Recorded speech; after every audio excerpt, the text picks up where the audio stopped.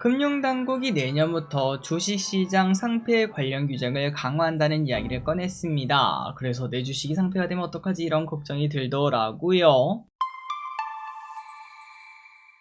네, 안녕하세요. 주식은 역시 길이길이 새길이십니다. 안녕하세요, 길이분들. 자, 드디어 새로운 한 달이 시작되었고 새로운 반기가 시작이 되었습니다. 7월달부터 시작하는 남은 2025년도 길이분들이 원하시는 것 전부 다 이루는 그러한 날이 되었으면 좋겠습니다. 같이 공부하시죠. 렛츠 기릿. 첫 번째입니다. 오늘의 주인공은 바로 상법 개정. 자, 이번 주에 상법 개정이 통과된다는 이야기가 솔솔 나오고 있죠. 이 와중에 국힘에서도 결국 어차피 통과될 거 우리도 찬성한다 이러한 전략으로 돌아섰다는 소식이 나왔고, 그러면서 시장이 한 번 더 강하게 반응하는 모습입니다. 그래서 오늘의 시장 자체도 좋았으며 땡땡홀딩스 아니면은 지주사 이런 친구들이 폭발적으로 오르는 모습이 나타났고요. 왼쪽에 보다시피 타이거 지주회사 ETF 거의 2배나 올라가는 걸 확인할 수 있습니다. 대박이죠. 자, 다만 개인적으로 궁금합니다. 장기적으로는 이러한 상법 개정이 전체적인 주식에 다 좋은 흐름을 줄 것 같은데, 그런데 최근 들어 지주사 많이 오른 거 팩트거든요. 왼쪽의 차트를 보면 신기할 정도로 많이 올랐죠. 그런데 통과 이후에는 어떻게 될까? 과연 셀온이 나타날지 여기에 대해서 조금 궁금했습니다. 분명 한 몇 개월 전 과거 이제 코스피가 한 2400, 2500 이 정도에서 왔다 갔다 했을 때는 분명 셀온이 나왔을 것 같은데,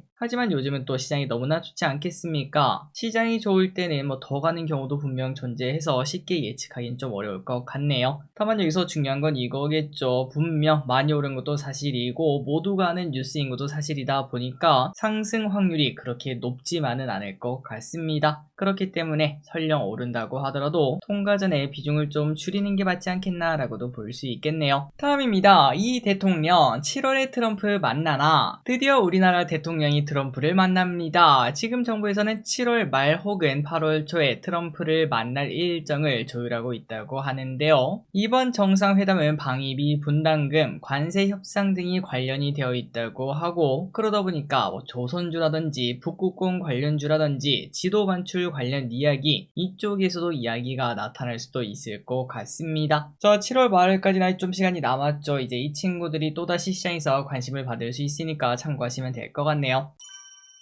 다음입니다. 이 대통령 주식 사라. 자, 지난주 우리가 공부했던 내용입니다. 지금 민주당과 이 대통령은 집값을 잡기 위해서 주식시장을 올려야 된다라는 이야기를 같이 공부했었는데요. 물론 그거는 저만의 생각이었다 보니까 저의 착각일 수도 있었는데, 하지만 오늘 인정이 나와버리는 모습입니다. 자, 그렇다면 이 대통령 뭐라고 했는가? 바로 주택이 투기 수단이 되었으며 주거 불안정을 초래한다라고 말을 했고요. 거기에 이어서 주식시장이 대체 투자 수단으로 자리를 잡고 있다며 이 흐름이 이어지는 게 중요하다라고 말을 했습니다. 그 말인즉슨 부동산으로 돈 가지 말고 주식으로 가세요 라고 직접 찍어줬다라고도 말을 해볼 수 있겠죠. 자, 보통 주식 경험에 이런 게 있습니다. 정부를 거스르지 마라. 그런데 지금 정부가 주식에다가 신경을 많이 쓴다는 걸 우리가 딱 볼 수 있는 것 같은데, 그만큼 주식에 대한 믿음을 더 가져도 되지 않을까 이런 생각을 해봤습니다. 다음입니다. 피지컬 AI 육성 로드맵 만든다. 자율주행 로드맵이 나온다는 이야기를 봤었는데 그거랑 같이 나오는 걸까요? 새로운 소식이 떴는데 정부에서 피지컬 AI 로드맵을 준비하고 있다고 합니다. 자, 여기는 갈수록 시장이 커질 수밖에 없습니다. 글로벌 AI 로봇은 지금은 3.5억대밖에 안 되지만 10년 뒤에는 13억대로 크게 늘어날 것으로 보이며, 자율주행 차량은 지금은 2천만 대밖에 안 되지만 10년 뒤에는 3.8억대로 증가, 2050년은 19억대로 증가한다고 합니다. 사실 그때쯤 되면은 전부 다 자율주행 차라고 말할 수도 있겠죠. 이거는 당연히 오는 미래입니다. 지금 투자해서 몇 년간 폭발적으로 실적이 늘어날 친구를 찾는다면은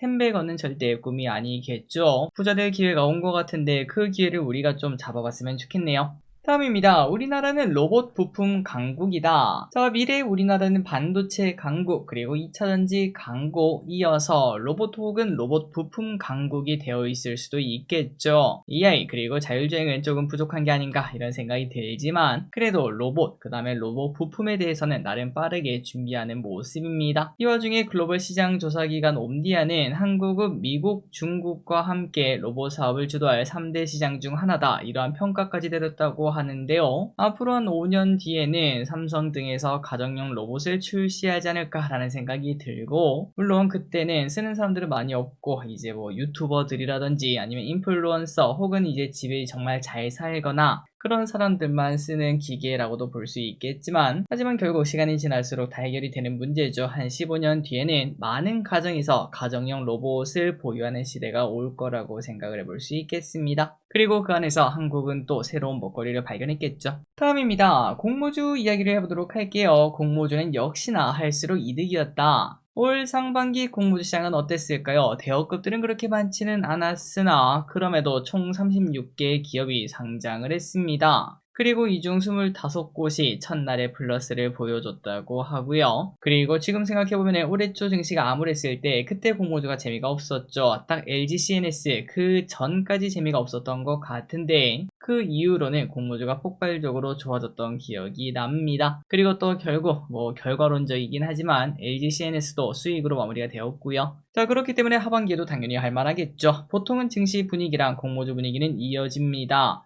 증시가 앞으로 더 좋을 수도 있기 때문에 공모주도 꾸준히 우리가 계속 할 필요가 있고, 분위기가 확 나빠지면 또다시 고민을 해보면 될 것 같습니다. 공모주 계속 체크해 보도록 할게요. 다음입니다. 머스크 또 시작인가? 이거는 뭐 속보라고도 말할 수 있겠습니다. 트럼프랑 머스크랑 지난번에 싸웠던 거 기억나시죠? 그 이후에 좀 봉합되나 했더니 다시 또 머스크가 법안을 강하게 비판했다고 합니다. 그러다 보니까 트럼프 참을 사람이 아닙니다. 이러한 행위에 대해서 참고 있지 않고 보조금을 삭감할 수 있다, 이러한 위협을 꺼내고 있다고 하네요. 그래서 지금 데이마켓에서 테슬라는 5%나 급락하고 있는데 오늘 밤 테슬라 또다시 무빙이 현란할 것으로 보입니다. 다음입니다. 삼성전자, 엔비디아에 진짜 공급하나? 삼성전자 전영현 부회장이 엔비디아 본사를 찾아갔다고 합니다. 그래서 HBM3 12단 공급을 타진했다고 하는데요. 과연 가능할지 보도록 하겠습니다. 자, 그리고 참고로 지금 엔비디아는 올해는 SK하이닉스와 마이크론 완판을 공식화했다고 하는데, 하지만 26년 내년은 아직까지 발표를 하고 있지 않다고 해요. 그렇기 때문에 일각에서는 이건 아마 삼성전자 자리를 좀 비워둔 거 아니냐, 이런 얘기가 나오고 있고, 아니 그래 엔비디아가 뭐가 아쉬워서 삼성전자를 기다리냐, 이렇게도 말할 수 있겠지만 삼성전자를 기다리는 게 아니죠. 제3의 업체를 꺼내서 가격 협상력을 높이기 위해서 그 자리를 비워놨다고 말할 수 있겠습니다. 어쨌든 3전 이제는 통과할 때가 된 것 같은데, 만약 통과가 된다면 7만전자 그리고 코스피 3300도 금방 볼 수도 있겠네요. 다음입니다. HBM 시대는 끝났다. 이제는 CXL. 저는 개인적으로 한번 해먹은 주식은 좋아하지 않습니다. 뭐 예를 들어서 지금 갑자기 뭐 양자 컴퓨터에서 뭐 좋은 소식이 나온다고 하더라도 어차피 뭐 하루 이틀짜리 아니야, 이런 생각을 가지고 주식 투자를 하는 편인데요. 그리고 그 이유는 심플합니다. 한번 갔던 애들은 잘 가지 않아요. 그렇기 때문에 반도체 시대가 다시 온다고 가정했을 때 이 중심에 HBM이 있을 거라고 생각하진 않습니다. 아마도 그거 말고 유리기판이라든지 CXL이라든지 소캠 등 이런 친구들이 등장하지 않을까라는 생각이 들더라고요. 자, 그래서 오늘은 이 기술들을 간단하게 설명하는 시간을 가져보도록 할게요. 일단 첫 번째는 유리기판입니다. 말 그대로 기판이 유리인데요. 지금은 플라스틱이라고 말할 수 있는 PCB를 쓰고 있지만 이걸 유리로 하게 된다는 거고, 그렇게 되면 열에 강하고 전기가 새는 걸 막아주고 더 정밀하게 작업이 가능하다는 장점이 있다고 합니다. 자, 그 반면 단점도 있습니다. 당연히 유리니까 쉽게 깨진다는 게 문제겠죠. 그리고 또 비싸다는 게 문제라고 하네요. 다음으로 CXL입니다. CXL은 뭔가 바로 연결을 잘 시켜주는 기술인데요. 아무리 좋은 CPU, GPU를 쓰는 컴퓨터가 있다고 하더라도 서로 연결이 안 되면 뭐 똥일 겁니다. 얘네 둘이 막 서로 유기적으로 얘기를 해야 되는데, 하지만 연결 상태가 똥이라면 아무리 좋아봐야 쓸모가 없겠죠. 그런데 그거를 잘 연결해주는, 말 그대로 아우토반을 깔아주는 기술이라고 생각하시면 될 것 같네요. 단점은 아직까지 개발 초기라서 기존 시스템이랑 잘 호환될지가 문제라고 합니다. 그리고 마지막으로 소캠입니다. 소캠은 기존 램보다 더 똑똑하고 빠른 메모리 부품이라고 하는데요. 한점은 이 또한 뭐 비슷합니다. 초기라서 비싸고 호환 문제도 있고, 발열을 잡는 문제 등이 있다고 합니다. 어쨌든 이런 친구들이 이제 새로운 반도체 시대를 열 수 있을 것 같은데 이 중에서 새로운 대장 섹터가 나타날지 잘 지켜보도록 할게요. 다음입니다. 내 주식 살아있을까? 금융당국이 내년부터 주식시장 상폐 관련 규정을 강화한다는 이야기를 꺼냈습니다. 그래서 내 주식이 상폐가 되면 어떡하지 이런 걱정이 들더라고요. 우리의 주식은 괜찮은지 한번 내용을 보도록 하겠습니다. 자, 그렇다면 상폐 요건이 어떻게 바뀌나? 코스닥이 상폐 요건은 시총이 40억에서 300억으로 증가를 합니다. 말 그대로 시가총액이 300억 미만이면 상폐가 될 수도 있다는 건데요.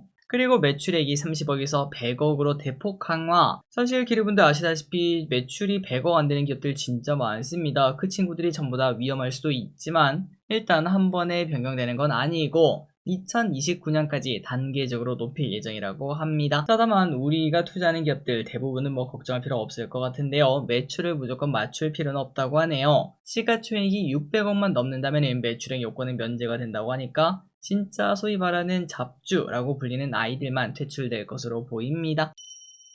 다음입니다. 하반기 금리 인하는 없을 수도. 요즘 미국에서는 경제가 안 좋다는 이야기와 함께 금리 인하 가능성이 나타나고 있습니다. 하지만 월가에서는 하반기 금리 인하 매수를 0에서 1회로 생각하고 있다고 하는데요. 페드가 연내 2차례까지 말을 했었는데 더 보수적으로 보고 있다고 합니다. 자, 그렇다면 월가에서는 금리 인하를 보수적으로 보는 이유가 뭐냐? 바로 물가 때문에 그렇습니다. 트럼프의 관세 인상 영향이 분명히 올 것으로 본다고 하고 결국은 금리 인하가 어렵다에 베팅한다는 거죠. 자, 다만 내년에는 일단 지금 봤을 때는 2에서 3회 정도의 인하를 예상한다고 하니까 속도의 문제일 뿐 금리 인하 시기는 계속 온다는 걸 생각해 볼 수 있겠습니다. 다음입니다. 시진핑 8월 은퇴 가능성. 영원할 것으로 생각했던 시진핑이 실각될 수 있다는 이야기가 나타나고 있습니다. 건강 이상설도 나오지만 권력이 최근 이동하는 모습이 나타나고 있다고 하는데요. 근거로는 인민해방군 고위 간부들이 숙청을 당했다 뭐 이런 이야기가 나타나고 있으며 신뢰도가 꽤나 높다고 합니다. 그래서 다음 달에 열리는 중국 공산당 4차 전체 회의에서 은퇴를 하거나 아니면은 허수아비가 되는 그런 모습이 나타날 수 있다고 하는데 한번 지켜보도록 할게요. 마지막입니다. 9월부터 예금자 보호 1억. 다들 크게 신경 쓰지는 않으실 것 같지만 예금자 보호 한도가 드디어 1억으로 상향된다고 합니다. 9월부터 시작한다고 해요. 기대되는 효과는 일단 우리가 예금을 넣을 때 안정감이 생길 수 있으며 굳이 5천만원씩 분산해서 예금할 필요가 없겠습니다. 그리고 앞으로 이제 1금융보다는 2금융이 더 좋을 수도 있겠는데요. 안정감이 높아졌으니까 금리가 조금이라도 더 높은 2금융권으로 자금이 이동할 수 있겠죠. 그리고 또 이런 상황이 벌어지면 1금융도 가만히 있지는 못하지 않겠습니까? 금리 경쟁을 할 수밖에 없고 은행의 실적이 조금 나빠지려나 그리고 우리 대출금리도 덩달아 같이 높아지는 거 아닐까 이런 생각을 해봤습니다. 자, 오늘의 공부 여기까지 끝났습니다. 항상 같이 공부해서 진심으로 감사합니다. 지금까지 기리셨습니다. 빠이요.